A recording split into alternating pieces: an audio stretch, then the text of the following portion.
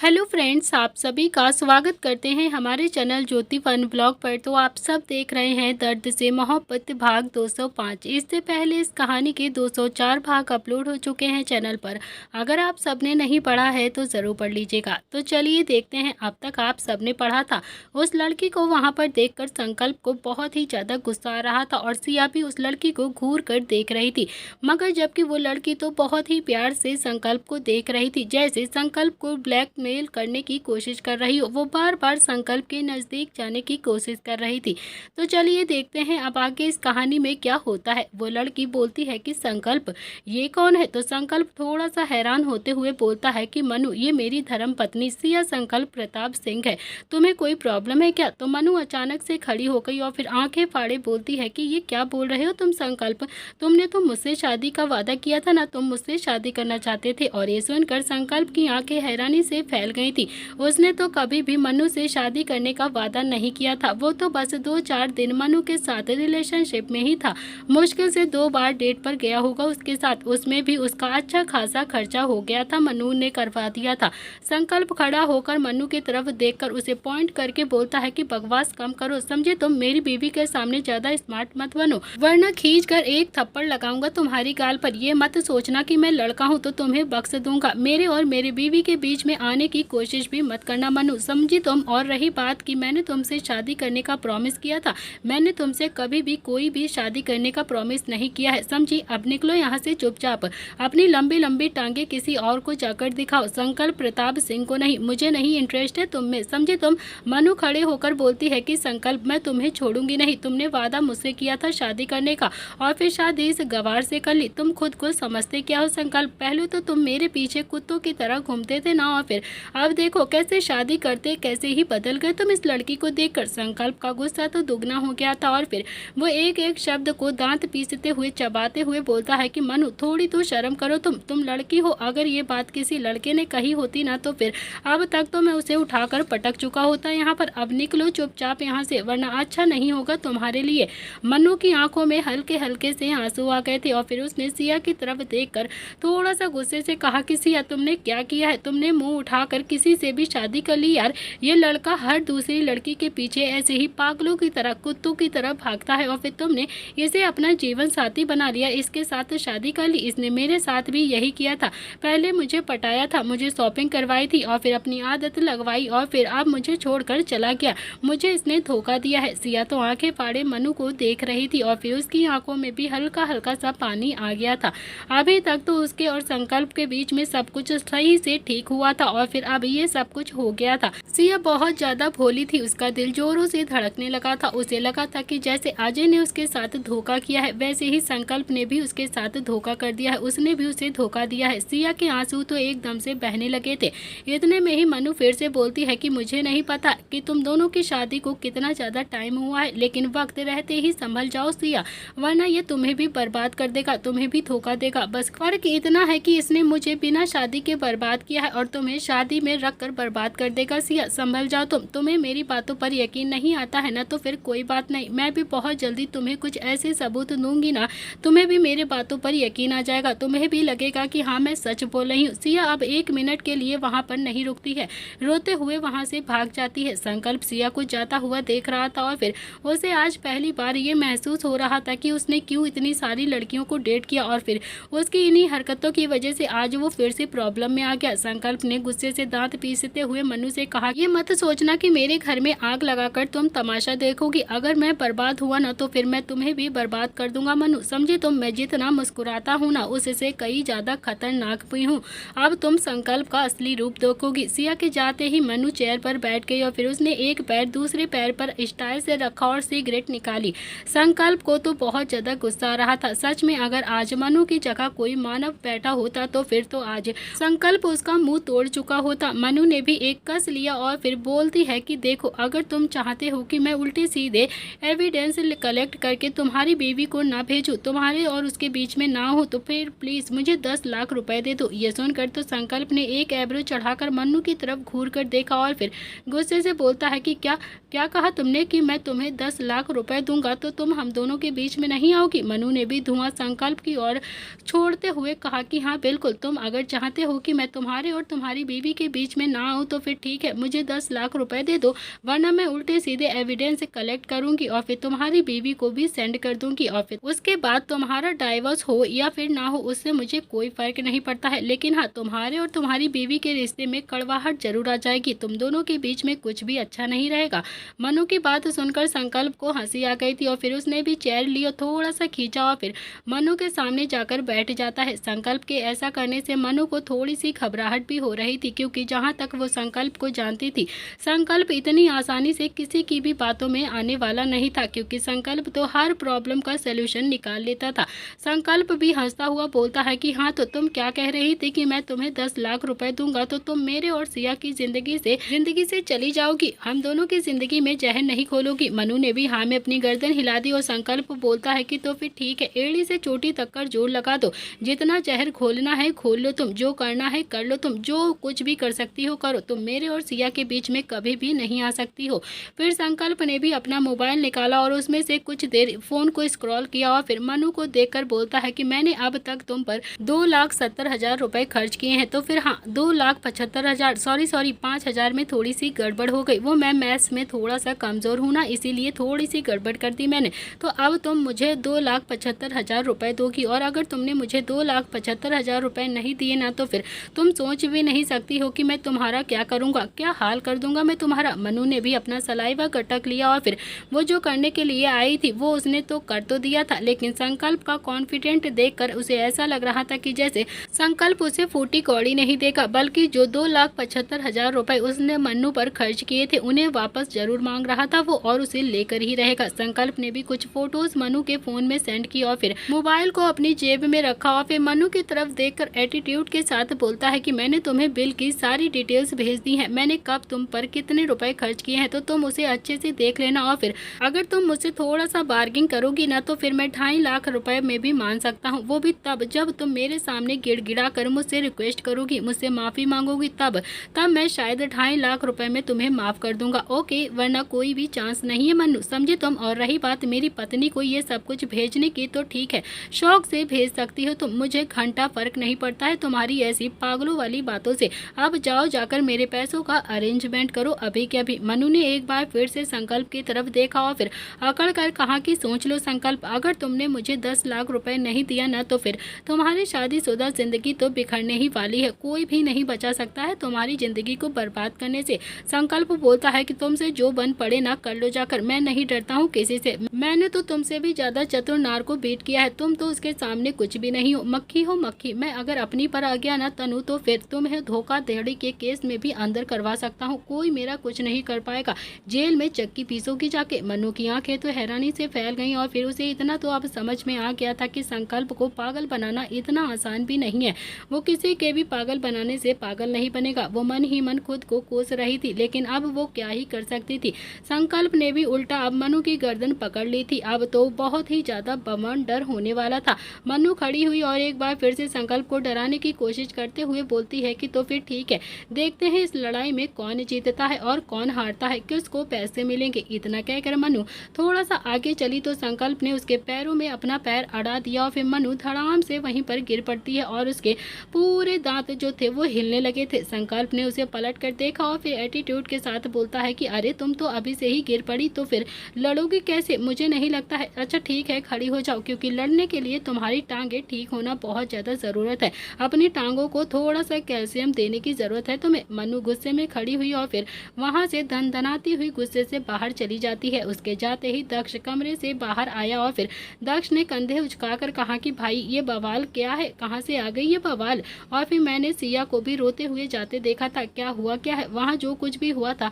संकल्प ने अब दक्ष को सारी बातें बता दिया था और फिर दक्ष ने भी संकल्प को देखकर गुस्से से कहा कि कुत्ते, इसीलिए तो तुझसे कहता था कि हर किसी लड़की पर ऐसे पैसे मत खर्च कर, हर कोई लड़की इतनी अच्छी नहीं होती है जितना कि तू समझता है, हर लड़की पर ऐसे पैसे मत खर्च किया कर। पर तूने तो मेरी एक बात भी नहीं मानी, तूने कभी भी सिया के लिए कुछ भी किया है अच्छा बता मुझे, जो हमेशा हर लड़कियों के साथ करता था तू। संकल्प ने ना में अपनी गर्दन हिला दी। इधर दूसरी तरफ निहाल और नव्या दोनों ही अब सोने की तैयारी कर रहे थे और फिर जैसे ही निहाल ने हाथ बढ़ाकर नाइट स्टैंड पर रखा लैंप ऑफ करने की कोशिश करी, वैसे ही निर्भय ने गेट को खटखटाया। निहाल एकदम से रुक जाता है और बोलता है कि कौन कौन है इतनी रात को? तो निर्भय बोलता है कि पापा मैं हूँ। निर्भय आ जाऊँ क्या? तो निहाल ने अब नव्या की तरफ देखा और फिर कहा कि हाँ हाँ आ जाओ, तुम कब से परमिशन लेकर आने लगे हमारे कमरे में? निर्भय भी अंदर आया और बोलता है कि पापा परमिशन तो लेनी ही पड़ेगी ना आपसे। अब मुझे क्या पता कि हंसों का जोड़ा क्या कर रहा है अंदर, इसीलिए थोड़ा सा परमिशन लेना जरूरी बनता है पापा। ये सुनते ही नव्या ने एक पिलो उठाया और फिर खींचकर निर्भय के मुंह पर जोर से मार दिया और निर्भय ने भी जल्दी से उस पिलो को कैच कर लिया और फिर हंसकर नव्या की तरफ बोलता है कि झूठ थोड़ी ना बोल रहा हूँ यार, इस घर का एक ही तो कपल है जो बुढ़ा नहीं हुआ है, बाकी सब तो बुढ़े हो गए हैं। यहाँ तक कि दादा दादी भी मुझे उतने ही ज़्यादा रोमांटिक लगते हैं जितने कि आप लोग हो। आप और पापा सच में बहुत ज़्यादा रोमांटिक हो माँ। निहाल बोलता है कि अच्छा ज़्यादा बकवास मत कर, समझा तू? ये बता कि क्यों आया है इतनी रात को? अब निर्भय थोड़ा सा घबरा गया था और फिर वो अपनी और निशी की बात करने के लिए निहाल से आया था और फिर उसकी हिम्मत तो अब हो ही नहीं रही थी बात करने की। वैसे भी निहाल जो स्ट्रिक्टली निर्भय को हैंडल करता था हमेशा। निहाल ने भी निर्भय की तरफ देखते हुए फिर से पूछा कि कुछ पूछ रहा हूँ साहबजादे, इतनी रात को हमारे कमरे में क्यों आए हो? क्या करने के लिए आए हो? कोई बात है तो बताओ हमें। तो निहाल अभी सवाल भरी नजरों से निर्भय की तरफ देख रहा था और निर्भय को तो अपनी शादी की बात करते हुए जैसे मौत आ रही थी। उसे बहुत ज्यादा डर लग रहा था, उसकी दिल की धड़कनें बहुत ज्यादा भाग रही थी। निर्भय ने जैसे तैसे आवाज निकालते हुए कहा कि पापा। निहाल बोलता है कि हाँ हाँ सुन रहा हूँ, बहरा नहीं हूँ मैं। बता मुझे, अब इस कमरे में आए हो तो फिर तो बात करनी ही होगी ना, बताओ जल्दी से अब क्या बात करनी है? मेरे सोने का टाइम हो गया है, इससे पहले कि मैं सो जाऊं। निर्भय बोलता है कि मैं ये पूछ रहा था कि आपकी तबीयत कैसी है पापा। निहाल ने हाथ बांधकर थोड़ा सा घूर कर कहा कि साहबजादे इतनी दूर से ये पूछने तो नहीं आए होगे आप, अब जो पूछना है ना वो जल्दी से पूछो, फिर मुझे सोना भी है, समझा? तो निर्भय ने नव्या की तरफ देखा तो फिर नव्या ने भी उसे अपने पास आने का इशारा किया। निर्भय भी जाकर चुपचाप से अब नव्या के पास बैठ जाता है। नव्या ने निर्भय की तरफ देखा और फिर बहुत ही प्यार से निर्भय के गाल पर अपना हाथ रखकर बहुत ही प्यार से कहा कि तू बता मुझे क्या बात करनी है तुझे, क्या तुझे गाड़ी चाहिए? निर्भय ने ना में अपनी गर्दन हिला दी। नव्या फिर से प्यार से बोलती है कि अच्छा तो तुझे दोस्तों के साथ ट्रिप पर जाना है? तो निर्भय ने फिर से ना में अपनी गर्दन हिला दी।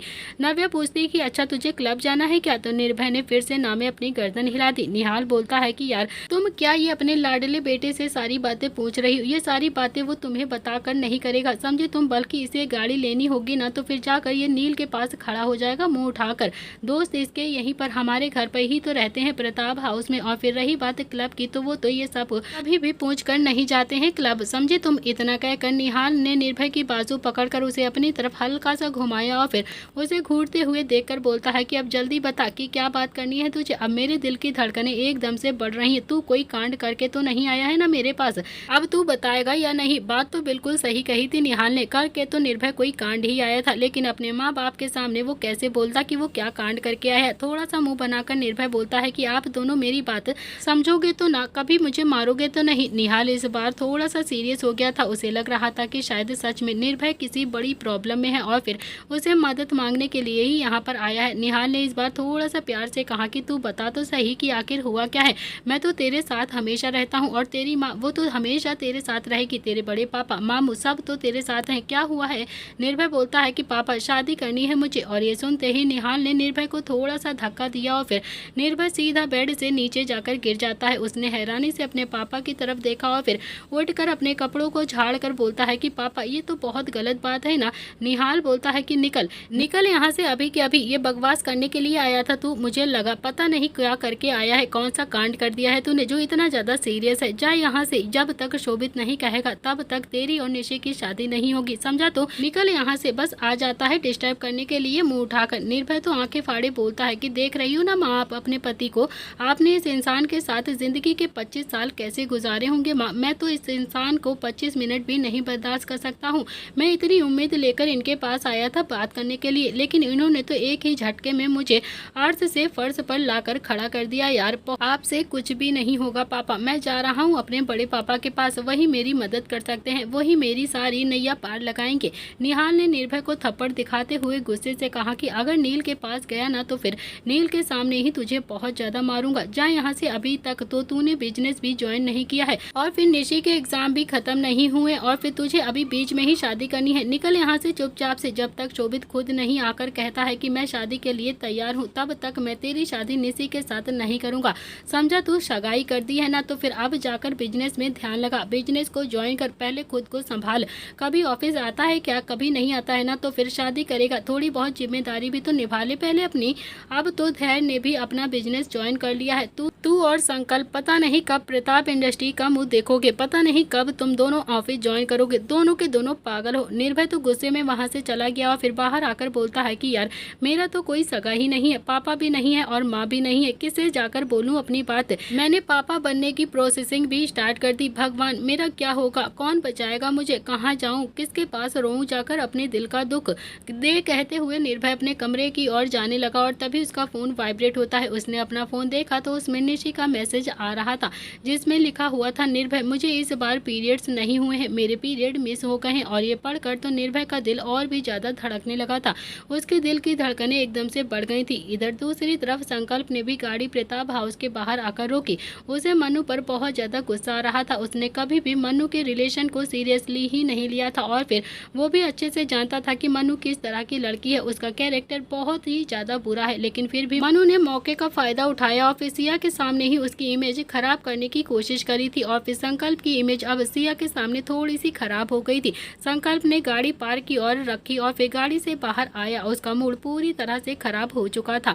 उसे नहीं पता था कि वो सिया को अब कैसे मनाएगा, सिया मानेगी भी या फिर नहीं। तो संकल्प फिर से थोड़ा सा उदास मन से अपने कमरे की तरफ जाने लगा, लेकिन जैसे जैसे अभी वो कमरे की तरफ बढ़ रहा था वैसे वैसे उसे समझ में नहीं आ रहा था कि वो कैसे जाकर सिया को मनाएगा। वो कैसे बताएगा कि उसका और मनु का कुछ भी नहीं था। उसने मनु के सामने चैलेंज तो कर दिया था कि वो कभी भी सिया और उसका रिश्ता खराब नहीं कर पाएगी, उन दोनों के बीच में वो कभी नहीं आ पाएगी। लेकिन वो अच्छे से जानता था कि सिया बहुत ही ज्यादा सेंसिटिव है, बहुत ही ज्यादा। इतनी मुश्किल से तो सिया ने हंसना मुस्कुराना सीखा था, अपनी जिंदगी खुलकर जी रही थी, संकल्प के साथ आगे बढ़ना सीखा था उसने। और फिर अब इस मनु ने आकर सब कुछ बर्बाद कर दिया था।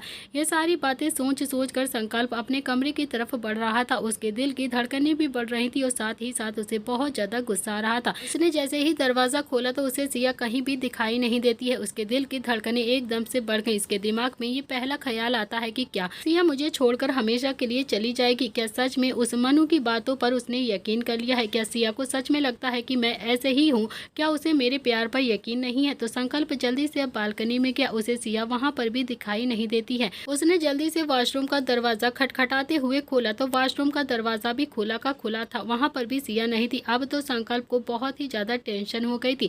वो जल्दी से अपने कमरे से निकलकर नीचे भागता हुआ आता है और हॉल में खड़ा होकर जोर जोर से चिल्लाने लगता है, सिया सिया कहाँ हो तुम, सिया कहाँ हो तुम, बड़े पापा, माँ, पापा, रोहान भाई, सब कहाँ हो आप सब? सिया घर पर नहीं है, सिया कहाँ चली गई है? अगर किसी को पता है तो प्लीज बताओ मुझे, सिया कहाँ है? निव्यांश, नियति, भाभी, कहाँ पर हो आप? जल्दी से नीचे आओ। संकल्प इतना जोर से चिल्लाता है कि सब अपने अपने कमरे से निकलकर अब हॉल में आ गए थे। संकल्प ने सबको देखा और फिर थोड़ा सा हैरान होते हुए कहा कि सिया कहाँ पर है? सिया घर पर नहीं है। रोहान बोलता है कि अरे यार तेरे ही साथ तो गई थी डेट पर, हमें क्या पता होगा कहाँ पर है, तुझे पता होगा ना कि सिया कहाँ पर है। ये सुनकर तो संकल्प सोफे पर धड़ाम से बैठ गया था और फिर उसने अपना एक हाथ सिर पर रख लिया था। उसे बहुत ज्यादा टेंशन हो गई थी और उसे समझ में नहीं आ रहा था कि अब वो सबको क्या जवाब दे। इतने में ही नील बोलता है कि संकल्प क्या हुआ है, तेरा सिया से फिर से कोई झगड़ा हुआ है? कहाँ है सिया, बता मुझे। संकल्प ने जवाब नहीं दिया। इतने में ही रुद्र ने कहा कि संकल्प हुआ क्या है, बता मुझे। सिया तेरे साथ गई थी ना डेट पर, तो फिर वापस क्यों नहीं आई? तेरे साथ ही तो होगी ना सिया। संकल्प ने अभी भी कोई जवाब नहीं दिया। उसके पास कहने के लिए कुछ भी नहीं था। उसे ऐसा लग रहा था कि जैसे वो सच में सिया के दिल में अपने लिए ठीक से जगह नहीं बना पाया था। सिया ने उसे ठीक से अपनाया ही नहीं था, तभी तो वो बिना बताए कहीं पर चली गई। शुभ को तो बहुत ज्यादा गुस्सा आने लगा था। वो संकल्प के पास गुस्से से गया और फिर उसने संकल्प की बाजू पकड़कर उसे उठाया और फिर उसे हिलाते हुए बोलता है कि संकल्प दिमाग मत खराब कर, बता मुझे कहाँ है वो लड़की, कहाँ गई है सिया? संकल्प कुछ बोलता उससे पहले ही पीछे से आवाज आती है कि पापा, पापा मैं यहाँ पर हूँ। सब ने अब सिया की तरफ पलट कर देखा और फिर सब बहुत ही ज्यादा हैरान हो जाते हैं।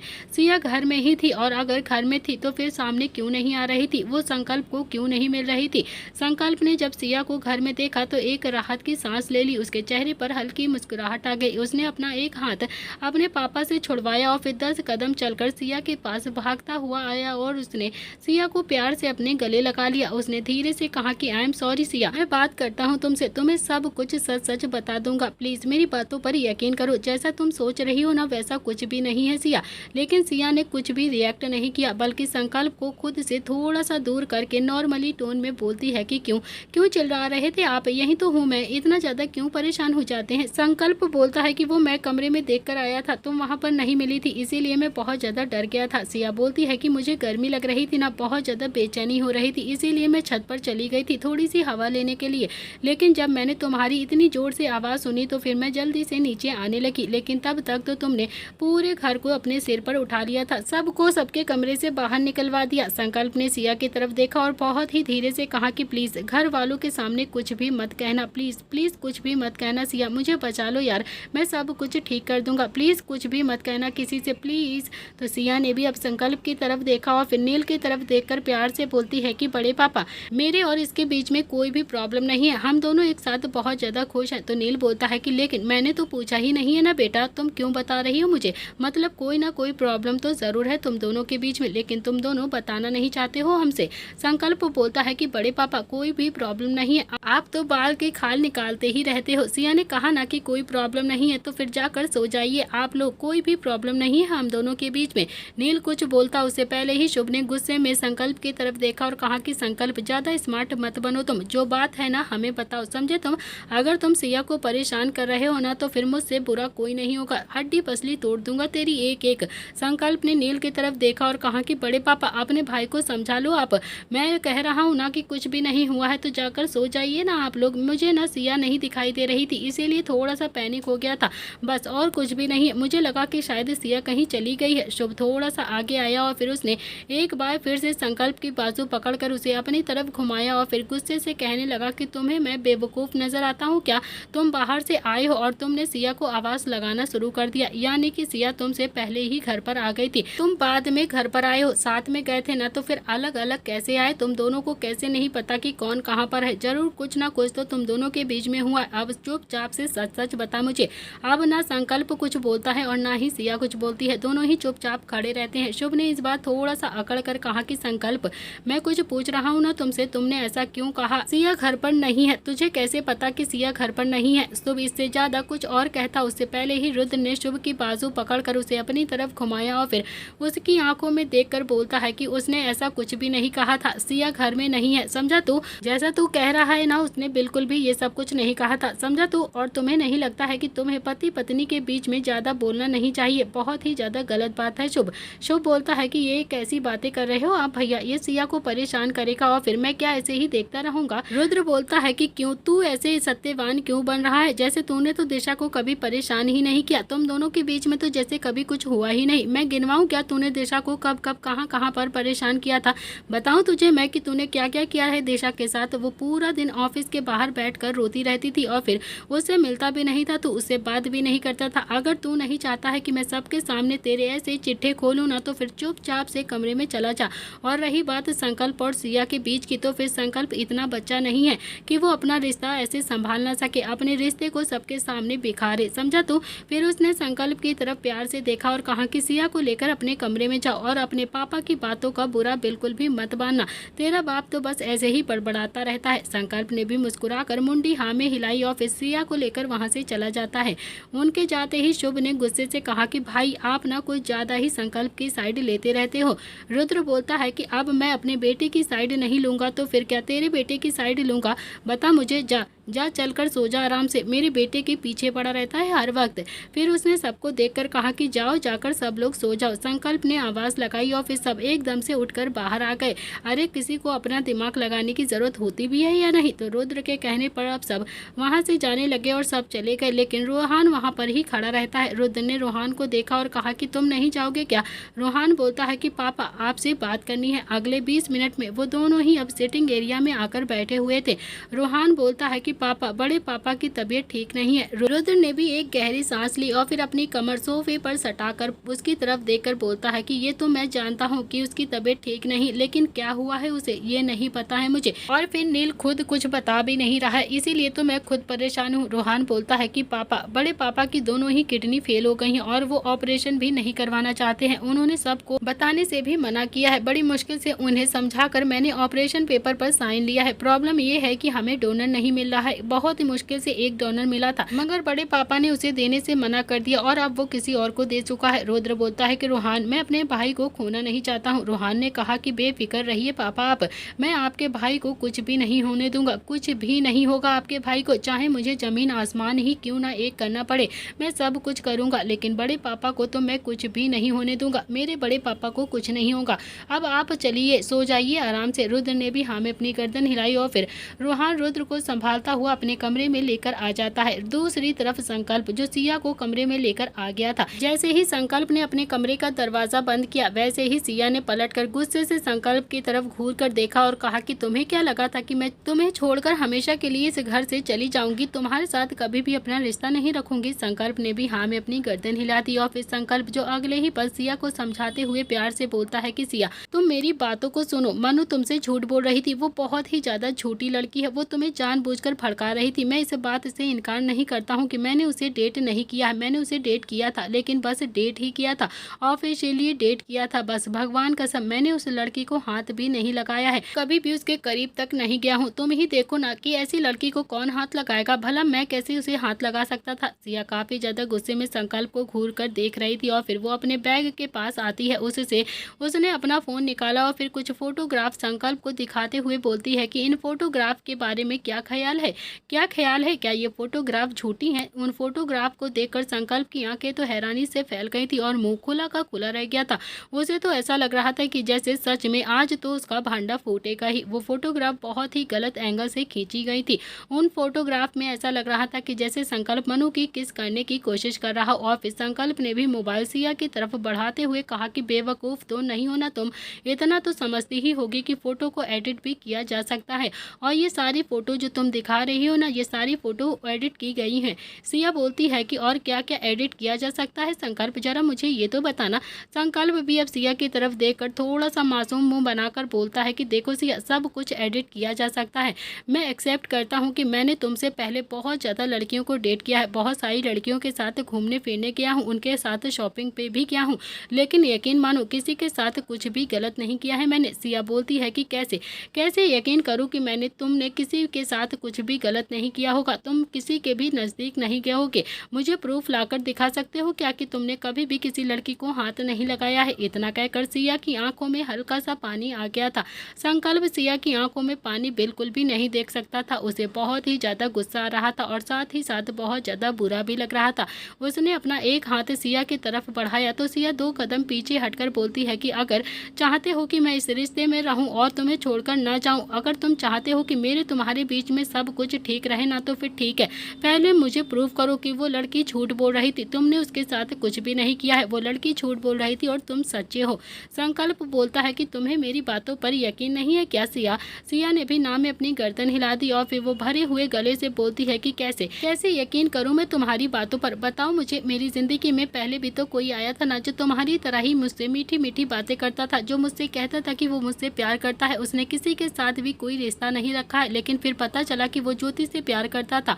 हो सकता है कि तुम भी ऐसे ही उसी की तरह ही हो तुम। संकल्प ने भी अगले ही पल सिया की बाजू पकड़कर उसे अपनी तरफ खींचा और फिर उसे प्यार से गले लगाकर आंखें बंद करके बहुत ही इमोशनली के साथ कहा कि ऐसा मत करो, ऐसा मत कहो सिया प्लीज, मैं सच कह रहा हूँ, मैं तुम्हें बहुत ज्यादा प्यार करता हूँ। मैंने तुम्हारे सिवा कभी किसी और की तरफ देखा तक नहीं है ऐसी नजरों से। और रही बात उस मनु की, तो फिर बहुत ही जल्दी ये प्रूव कर दूंगा कि हमारे बीच में कुछ भी नहीं था, वो हमारे बीच में नहीं आ सकती है। अब मैं तुम्हें कुछ बताऊंगा तो तुम मानोगी भी नहीं, इसीलिए अब रहने ही देता हूँ कुछ बताने को। बहुत ही जल्द ये प्रूव कर दूंगा कि हम दोनों के बीच में कुछ भी नहीं था। मुझे थोड़ा सा वक्त दोगी ना तुम? सिया ने भी हल्की सी हाँ में अपनी गर्दन हिला दी और फिर संकल्प ने भी अपनी पकड़ सिया के ऊपर कस दी। सिया की आंखों से अब आंसू बह रहे थे, उसे सच में बहुत ज्यादा बुरा लग रहा था। संकल्प को मनु के साथ उस फोटो में देखकर सिया से संकल्प थोड़ा सा दूर हुआ और फिर उसकी तरफ देखकर नाम में अपनी गर्दन हिलाते हुए बोलता है कि नहीं सिया प्लीज, तुम उस बदतमीज लड़की के लिए अपने आंसू मत बहाओ। तुम उसके लिए इतना ज्यादा क्यों रो रही हो? वो बहुत ज्यादा गिरी हुई लड़की है, तुम्हारे आंसू बहुत ज्यादा कीमती हैं। लानत है मेरे जैसे लड़के पर अगर उसकी बीवी को आंसू बहाना पड़े, वो भी उस गंदी सी लड़की के लिए। ये सुनकर तो सिया को हल्की सी हंसी आ गई थी और फिर उसने संकल्प के सीने पर एक हाथ मारकर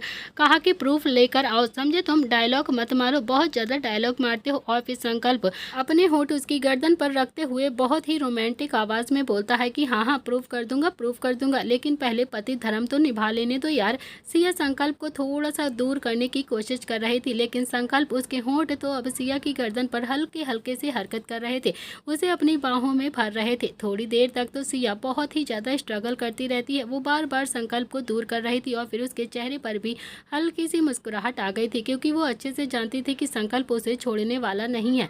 फिर उसने भी संकल्प को प्यार से अपने गले लगा लिया। दोनों ही एक दूसरे की बाहों में लिपट गए थे।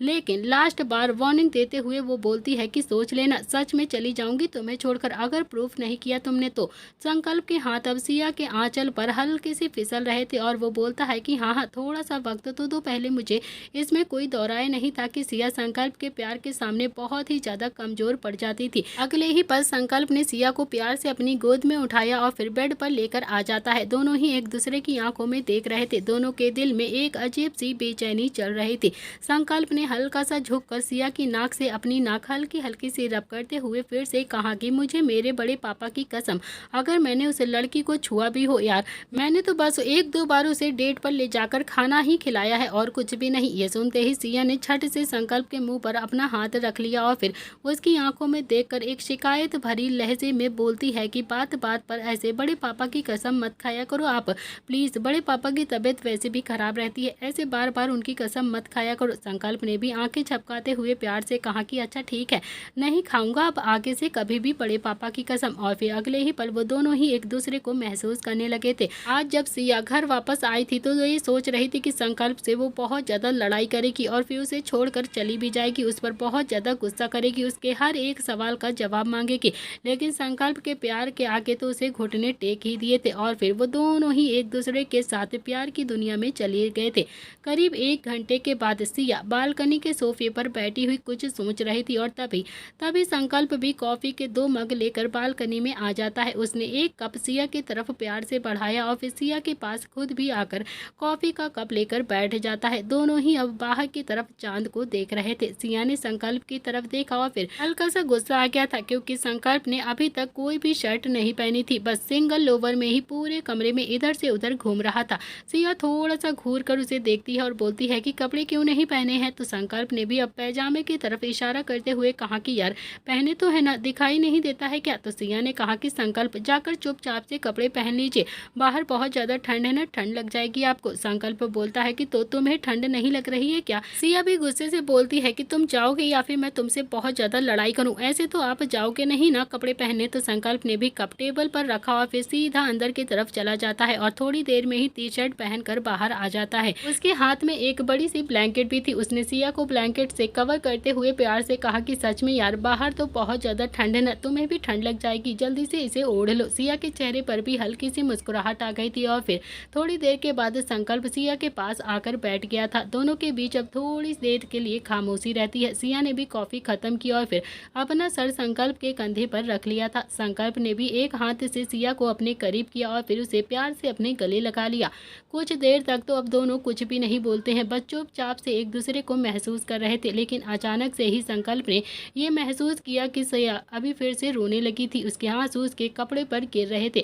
संकल्प ने अपनी कॉफी का आखिरी सिप लिया और फिर कप टेबल पर रखा और फिर सिया की तरफ देखकर बोलता है कि यार सिया क्या हुआ है, अब तुम क्यों रो रही हो यार, प्लीज चुप हो जाओ ना, क्यों रो रही हो। सिया नम आंखों से संकल्प की तरफ देखती है और फिर भरे हुए गले से बोलती है कि संकल्प मैं इस घर से कभी भी नहीं जाना चाहती हूँ। बहुत मुश्किल से मुझे ऐसी फैमिली मिली है जो मुझे इतना ज्यादा प्यार करती हो, जिसे मेरे दर्द से दर्द होता है, जिसे मेरे ना होने से फर्क पड़ता है। बहुत मुश्किल से ऐसी फैमिली मिली है मुझे जहाँ बेटे से ज्यादा बहू को रिस्पेक्ट दी जाती है, इम्पोर्टेंस दी जाती है। बहुत मुश्किल से मुझे ऐसी फैमिली मिली है जहाँ पर मेरे एक दर्द पर सब खड़े हो जाते हैं, सबको मेरे दर्द से दर्द होता है। मैं यहाँ से कभी भी नहीं जाना चाहती हूँ संकल्प ने भी झुककर अब सिया के माथे को प्यार से चूमा और फिर बोलता है कि तो फिर किसने कहा है तुम्हें यहाँ से जाने के लिए। मैंने तो कभी नहीं कहा है ना, तुम्हारे मन में ऐसे ख्याल आते ही क्यों है, कौन कहता है तुम्हें यहाँ से जाने के लिए। सिया बोलती है कि अगर तुमने प्रूफ नहीं किया ना तो मैं सच में यहाँ से चली जाऊंगी और फिर सच कहती हूँ मैं जाना बिल्कुल नहीं चाहती हूँ, इसीलिए कह रही हूँ मुझे प्रूफ कर दो कि तुम्हारे और उसके बीच में कुछ नहीं है। संकल्प ने सिया के आंसुओं को अपने अंगूठे से साफ किया और फिर उस पर अपनी पकड़ कसते हुए बोलता है कि यार सिया तुम फिक्र मत करो ना, मैं हूं ना तुम्हारे साथ। मनु अपने मुंह से ही खुद आकर तुम्हारे सामने सच बोलेगी, मैं ऐसे हालात ही पैदा कर दूंगा कि वो तुम्हें सच खुद ही आकर बताएगी। बस तुम अपना विश्वास मत डगमगाने देना, तुम मेरे ऊपर मेरा विश्वास रखना, यकीन मानो मैं तुमसे बहुत ज्यादा प्यार करता हूँ सिया, बहुत ज्यादा प्यार, मैं तुम्हारे बिना नहीं रह पाऊंगा। सिया भी अब संकल्प की ओर थोड़ा सा करीब होकर बोलती है कि मुझे तुम्हारे प्यार पर बहुत ज्यादा विश्वास है संकल्प, बस थोड़ा सा सबूत भी चाहिए होंगे मुझे उस विश्वास को जीतने के लिए। संकल्प विकल्प ने भी हाँ में अपने गर्दन हिला दिया और फिर एक बार फिर से सिया पर अपनी पकड़ कस दी। इधर दूसरी तरफ रोहान को भी नींद नहीं आ रही थी, उसे भी बहुत ज़्यादा बेचैनी हो रहा था। उसका दिमाग भी बहुत ज़्यादा खराब था। उसे समझ में नहीं आ रहा था कि आखिरकार वो डोनर कहाँ से लेकर आएगा, कहाँ से वो डोनर को ढूंढे जो नील को किडनी दे सके। उसने अपने सारे घोड़े दौड़ा दिए थे, लेकिन अभी तक उसे कोई भी पॉजिटिव रिजल्ट नहीं मिला था। कहीं से भी कोई भी पॉजिटिव रिप्लाई नहीं मिला था। एक तो पहले ही नील का बीमारी को लेकर वो बहुत ज़्यादा परेशान था और फिर ऊपर से रूही उसे ठीक से बात नहीं कर रही थी, उसे लेकर भी उसे टेंशन हो रही थी। लेकिन रोहान तो समझता था कि आखिरकार उसकी रूही जितनी मासूम है, दुनिया वाले उतना ही ज़्यादा उसका फ़ायदा उठाने की कोशिश कर रहे हैं। मनु और तनु दोनों ही उसका फ़ायदा उठा रहे थे। बेचारी रूही सारी ज़िंदगी तो अनाथ आश्रम में रही थी और फिर उसके बाद भी नीलिमा ने उसका फ़ायदा उठाने की कोशिश करी थी और फिर अब तो तनु मनु उसकी मासूमियत का फ़ायदा उठा रही थी। रोहान को भी अब बहुत ज़्यादा बुरा लग रहा था रूही को लेकर। वो भी अपनी किस्मत को कोस रहा था, लेकिन अब रोहान को इतना तो समझ में आ गया था। उसने ये सोच लिया था कि रूही को वो इतना तो जरूर समझा देगा कि हर किसी की बातों पर यकीन नहीं करते हैं, हर कोई तुम्हारा भला नहीं चाहता है। रोहान ने भी अब बेचैनी में इधर उधर चक्कर लगाना शुरू कर दिया था। फिर वो बालकनी में चला गया। बालकनी में जाकर उसकी नज़र सचदेवा हाउस पर जाती है, जहाँ पर निशी के कमरे की लाइट अभी भी जल रही थी। रोहान ने नज़र बांध कर देखा तो उसे वहाँ पर निर्भय की बाजू हल्की हल्की सी नजर आती है। उसे समझते देर नहीं लगी कि निर्भय फिर से निशी के पास चला गया है। दोनों ही एक दूसरे से फिर से मिल रहे हैं। फिर से रोहान का दिमाग एकदम से खराब हो जाता है। अब रोहान को निर्भय पर बहुत ही ज्यादा गुस्सा आने लगा था। उसने मन ही मन अपने सोचा कि आखिर क्या चाहता है निर्भय। क्या वो दूर से निशी से प्यार नहीं कर सकता है? दूर रहकर भी तो वो उससे बात कर सकता है। जब मौका देखता है बस निशी के पास चला जाता है उससे मिलने के लिए। कल करता हूँ इससे बात, बदतमीज कहीं का, एक नंबर का बदतमीज है ये। उसने मन ही मन बड़बड़ाते हुए बोला, यार कहीं प्यार में ये कांड ना करते। अब रोहान को कहाँ पता था कि निर्भय तो पहले से ही कांड कर चुका है और फिर बेचारा जैसे तैसे करके अपने माँ पापा से बात करने के लिए भी गया था उन दोनों की शादी के लिए, लेकिन उसके पापा ने तो उसे डांट कर वहाँ से भगा दिया था। उसके माँ पापा ने उस दोस्त की बात भी नहीं सुनी। तो वहीं दूसरी तरफ निशी जो बहुत ज़्यादा रोई जा रही थी, उसे समझ में नहीं आ रहा था कि वो अब क्या करे। निर्भय उसके पास में ही खड़ा हुआ था और उसे भी समझ में नहीं आ रहा था कि वो निशी को कैसे संभाले। आखिरकार निर्भय थोड़ा सा निशी के करीब गया और फिर प्यार से और धीरे से बोलता है कि निशी, निशी तुम क्या चाहती हो, बताओ मुझे, तुम क्या चाहती हो, प्लीज़ यार रोना बंद कर दो। निशी बोलती है कि मैं अभी 21 साल की भी नहीं हुई हूँ। निर्भय बोलता है कि वो तो तुम 2 दिन के बाद हो जाओगी ना, 2 दिन के बाद ही तो तुम्हारा बर्थडे है, तुम 21 साल की हो जाओगी। निशी ने गुस्से में निर्भय की तरफ घूर कर देखा और फिर उसे मारने लगती है। निर्भय बोलता है कि अच्छा सॉरी, मैं तो बस मजाक कर रहा था तुम्हारे साथ।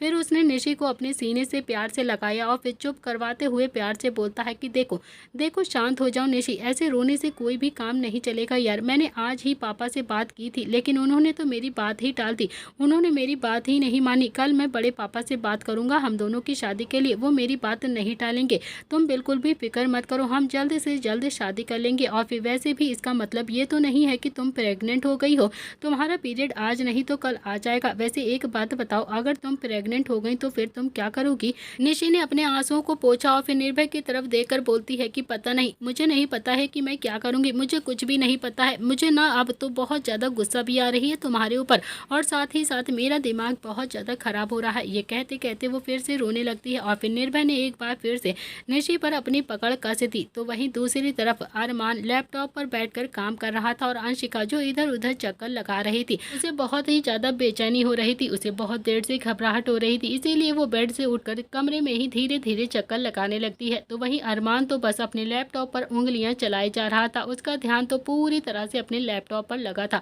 तभी अंशिका ने पिलो उठाया और फिर अरमान की तरफ गुस्से से फेंक कर मारा और बोलती है कि शर्म नहीं आती है, बिल्कुल भी शर्म नहीं आती है तुम्हें। तो अरमान ने भी अब हैरानी से अंशिका की तरफ देखा और कहा कि यार शर्म क्यों आएगी मुझे, मैंने क्या कर दिया है, काम ही तो कर रहा हूँ मैं। तो अंशिका बोलती है कि मैं यहाँ पर इतना ज़्यादा बेचैन हो रही हूँ, तुम्हारा बच्चा मुझे इतना ज़्यादा परेशान कर रहा है, मुझे सोने भी नहीं दे रहा है, मेरे पैरों में इतना ज़्यादा दर्द हो रहा है और तुम हो कि लैपटॉप में घुसे जा रहे हो, बस अपनी आंखें बस लैपटॉप में ही निकाल कर रख दोगे क्या? तुम्हें थोड़ी भी मेरे ऊपर दया नहीं आती है क्या अरमान?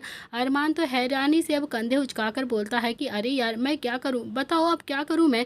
अंशिका बोलती है कि मुझे नहीं पता है तुम क्या करोगे और क्या नहीं, लेकिन हाँ मेरा मूड बिल्कुल भी ठीक नहीं, मेरा मूड ठीक करो समझे तुम, वरना सच कहती हूँ फ्यूचर में बाप बेटा दोनों ही बहुत ज़्यादा पिटोगे, बहुत ज़्यादा पिटोगे मेरे हाथों से। अरमान ने भी अपना लैपटॉप जल्दी से बंद किया और फिर धीरे से अंशिका के पास आता है और फिर अंशिका के चेहरे को अपने हाथों में भरकर प्यार से बोलता है कि यार मुझे बेटी चाहिए, बेटी, बेटा नहीं चाहिए मुझे ना मेरी लाडली सी बच्ची चाहिए। अंशिका बोलती है कि मुझे आइसक्रीम चाहिए, मस्का नहीं समझे तुम, चुपचाप से मुझे आइसक्रीम लाकर दो। तो अरमान ने भी अब अंशिका के गालों को पकड़कर थोड़ा सा हिलाया और फिर बोलता है कि अच्छा ठीक है, चलो बाहर चलते हैं तुम्हें आइसक्रीम खिलाने के लिए। अंशिका बोलती है कि ठीक है, निशी को भी बुला लो, दोनों ही साथ में चलेंगे। तो अरमान ने कहा कि नहीं, लेट हो गया है ना, वो आराम से सो गई होगी, उसे जगाना ठीक नहीं है, मैं और तुम चलते हैं, उसे किसी और दिन लेकर चलेंगे, अभी वो सो गई होगी। तो अंशिका ने भी अब अरमान की तरफ देखा और फिर हाँ में अपनी गर्दन हिला दिया और फिर वो दोनों ही सचादेवा हाउस से बाहर की तरफ आ गए थे।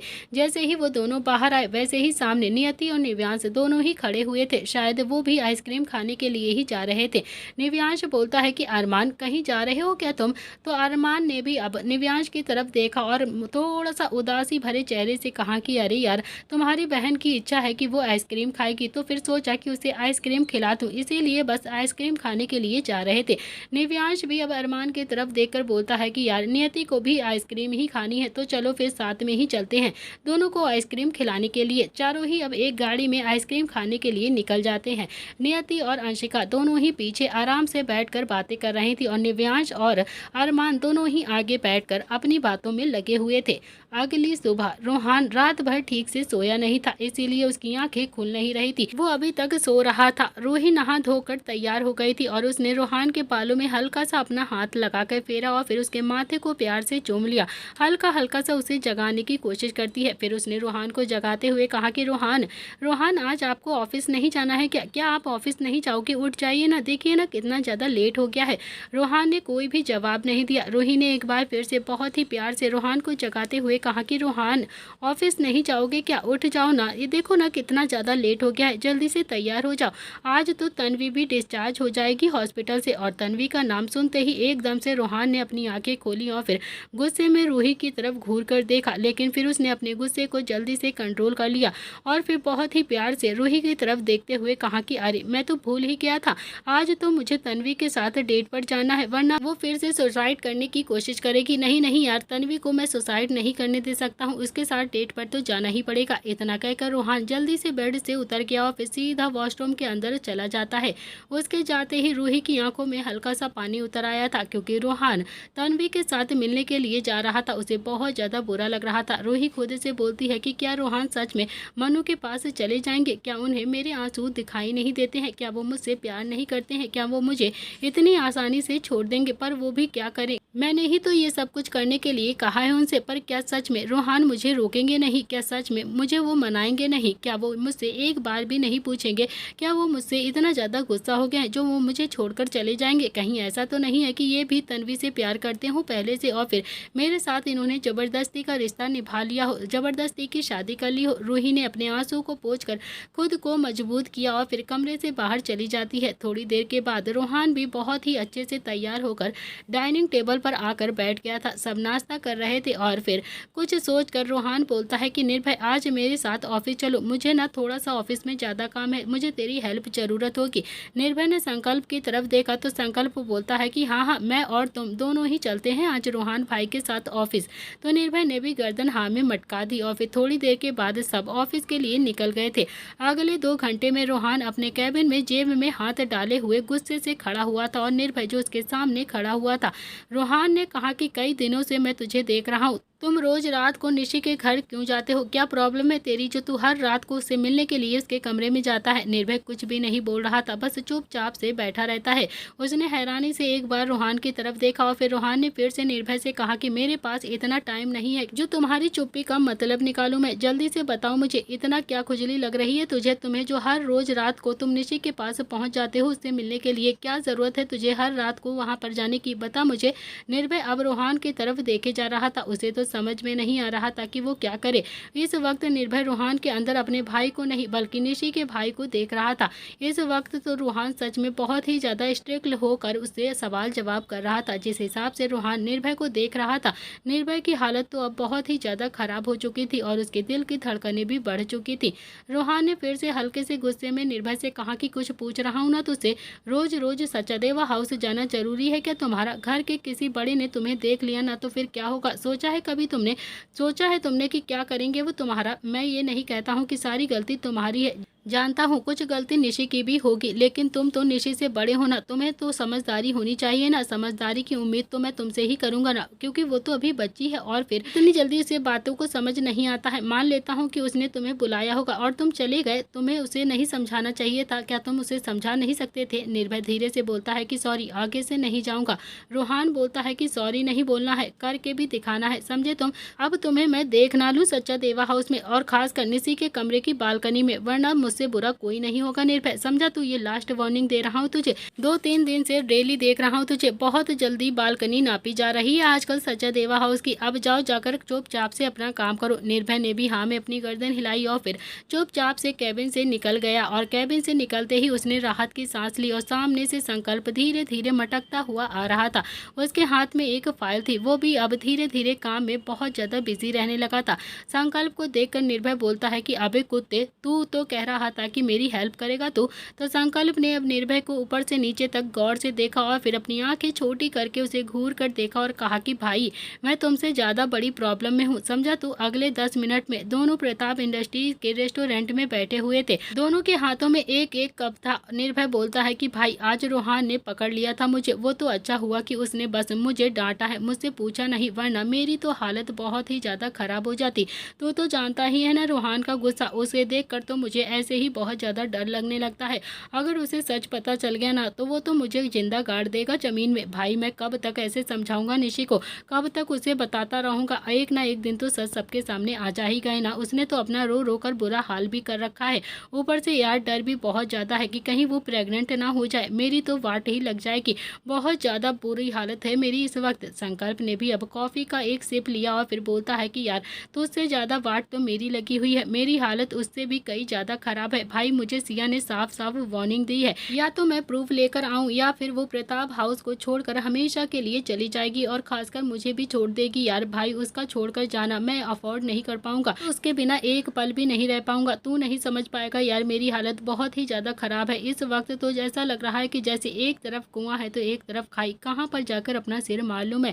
मेरा और सिया का रिश्ता बन चुका है, और अगर वो टूटा ना, तो फिर सबसे ज्यादा पिटाई तो रुद्र पापा से होगी मेरी, क्योंकि वो अकेले हैं वानर सेना में जिन्होंने मुझे सपोर्ट किया था, जिन्होंने मेरी शादी सिया के साथ करवाई थी, जिन्होंने मुझसे ये कहा था कि मैं सिया को अच्छे से संभाल सकता हूँ, कोई भी तकलीफ नहीं होगी सिया को मेरे साथ। और फिर अगर अब कुछ भी गड़बड़ हो गई ना, और उन्हें पता चल गया कि सिया मुझसे दूर जा रही है, सबसे पहले तो वही मुझे अब घर से बाहर निकाल देंगे, सबसे ज्यादा पिटाई तो वही करेंगे मेरी। तो निर्भय ने भी अब कॉफी का एक सिप लिया और फिर साइड में रखा और फिर से अपना सिर टेबल पर रखकर थोड़ा सा चिढ़ते हुए बोलता है कि अबे, तू सिया को मना लेगा ना? मुझे अच्छे से पता है तेरे अंदर टैलेंट है, बहुत ज्यादा टैलेंटेड है तू, लेकिन मेरे अंदर ऐसा कोई भी टैलेंट नहीं है कि मैं अपने बाप को शादी के लिए मना लूं। माँ बाप तो अपने बच्चों की शादी के लिए बहुत ज्यादा एक्साइटेड होते हैं ना। एक मेरे बाप है जिसने मुझे कल रात कमरे से बाहर निकाल दिया। अरे यार, मैं कहाँ जाऊँ?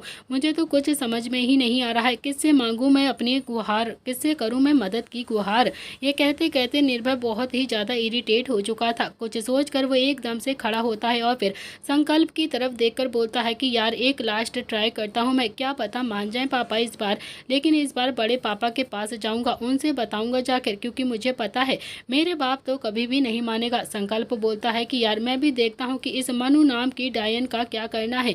अच्छा खासा जिंदगी से चली गई थी, पता नहीं कहाँ से वापस आ गई यार, सारी जिंदगी की तहस नहस करके रखी है इस मनु ने। देख लियो, 2,75,000 से 1 रुपया भी कम नहीं लूंगा इसे। वो चुड़ैल मेरे 2,75,000 रुपए तो खा गई, और ऊपर से मुझसे अब 10 लाख की डिमांड भी करती है, जैसे उसका बाप मुझे देकर गया हो 10 लाख रुपए। डायन कहीं की एक नंबर की चुड़ैल है चुड़ैल।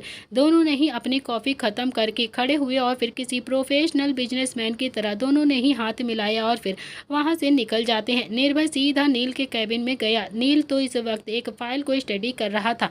निर्भय जाकर नील के सामने खड़ा हो गया और फिर नील ने निर्भय को ऊपर से नीचे तक देखा और कहा कि क्या बात है, कुछ काम था क्या तुझे? तो निर्भय बोलता है कि बड़े पापा, साफ साफ कहूँ, इनफैक्ट मैं आपसे साफ साफ कह सकता हूँ, मुझे ना शादी करनी है, मुझे बहुत जल्दी हो रही है शादी करने की, प्लीज मेरी जल्दी से शादी करवा दो। सबकी शादी हो गई है ना, तो फिर अब मुझे भी शादी करनी है।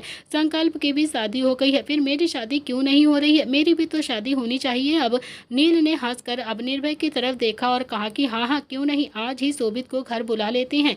ये सुनकर तो निर्भय के चेहरे पर बड़ी सी मुस्कुराहट आ गई थी, लेकिन तभी कैबिन का दरवाजा खुलता है और निर्भय ने पलट कर देखा तो सामने निहाल खड़ा हुआ था।